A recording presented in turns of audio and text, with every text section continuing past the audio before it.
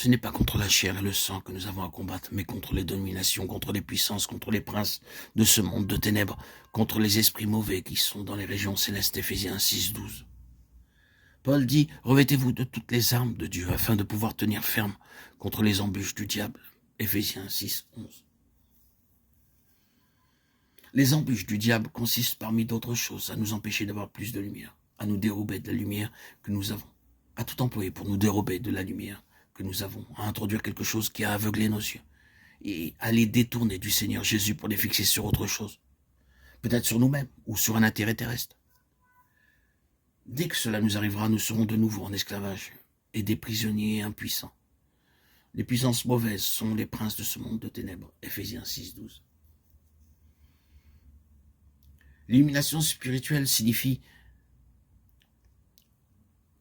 entrer dans une grande lutte. En vérité, il y a toujours une bataille à livrer pour recevoir une lumière spirituelle nouvelle.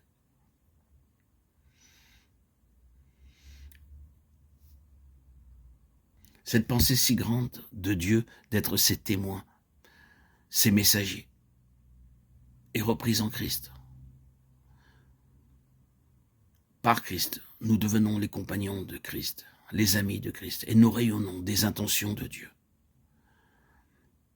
Nous aurons pu parler un peu de la lutte que Christ a soutenue avec ses propres compagnons durant les jours de sa chair à ce sujet. Il en avait choisi 12, le nombre des tribus d'Israël. Il avait fait d'eux ses compagnons, ses amis. Mais quelle difficulté il eut à le leur faire comprendre. Il lui dira à plusieurs reprises, « Ne comprenez-vous pas encore? Ne comprenez-vous pas encore ?» Et il dut présenter son enseignement en parabole pour de petits enfants, pour essayer de faire pénétrer dans leur esprit obscur une compréhension de la vérité spirituelle. Le semeur sortit pour semer, nous voyons l'image. Mais c'est là une image pour de petits enfants, n'est-ce pas? Et il leur dit toutes les autres paraboles lorsqu'il les eut toutes terminées. Il lui dit aux disciples qu'il était nécessaire de leur parler dans ces termes parce qu'ils n'avaient pas d'intelligence. Tout au long du chemin, il avait à lutter contre leurs pensées obscures. Il tournait leurs yeux vers un jour où ils comprendraient.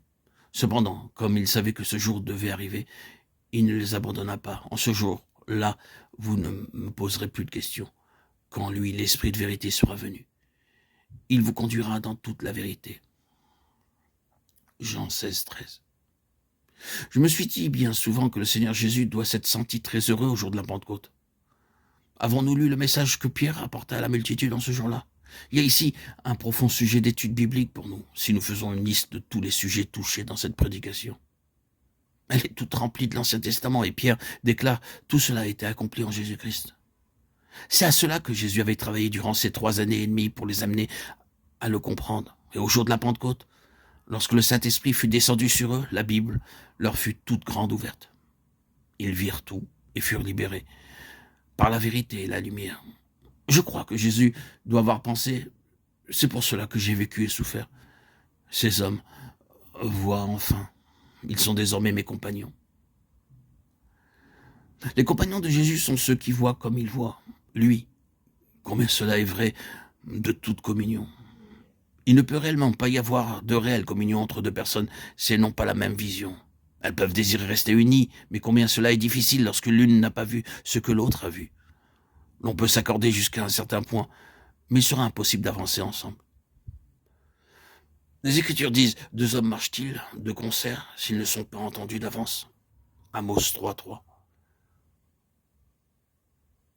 La réelle communion repose sur une compréhension mutuelle et je pense qu'il y a peu de choses que Jésus demande et désire autant que d'avoir des hommes qui le comprennent. C'est là ce que Dieu a toujours désiré. Cette pensée est reprise par son Fils pour être confiée aux compagnons du Fils. Jean dit, si nous marchons dans la lumière, comme il est lui-même dans la lumière, nous sommes en communion les uns avec les autres. 1 Jean 1:7.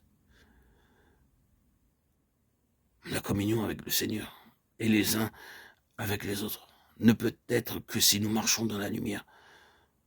Je pense pouvoir dire que nous avons reçu, du moins en parole, beaucoup de lumière. Tout ce que nous pouvons dire, c'est « marchons dans la lumière et nous serons libres ».